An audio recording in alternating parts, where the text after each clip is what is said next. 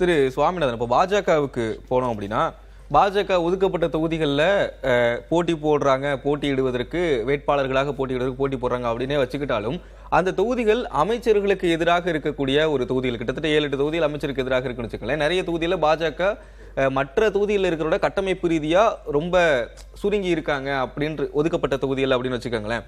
இப்போ இந்த இடத்துல இந்த தொகுதிகள் பேச்சுவார்த்தை நடக்கும்ல, அதை யாரு டிசைட் பண்ணுவா?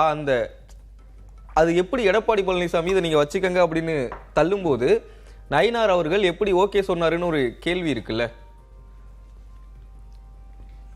இல்ல அதை ஓகே சொல்ல மாட்டார் அண்ணாமலை என்பதனாலதான் அவர் மாற்றப்பட்டிருக்கிறார். இந்த அலையன்ஸ் வர்றதுக்கு எல்லாவற்றுக்குமே நயினார் நாகேந்திரன் அவர்கள் தானே காரணமாக அடித்தளமாக இருந்திருக்கிறார். எந்த அளவுக்கு நயினார் நாகேந்திரன் அவர்கள் அனுசரித்து சென்றிருக்காருன்னா, தன் போட்டியிட்டு கிட்டத்தட்ட ஒரு முறை வெற்றி ஒரு முறை தோல்வி என்று மாறி மாறி வந்த திருநெல்வேலி சட்டமன்ற தொகுதியை அதிமுக கூட்டு கொடுத்திருக்காரு. சாத்தூருக்கு இடம் இருந்திருக்கிறார். சாத்தூர் தொகுதியை அவர் முதல் முறையாக போட்டியிட போகிறார்.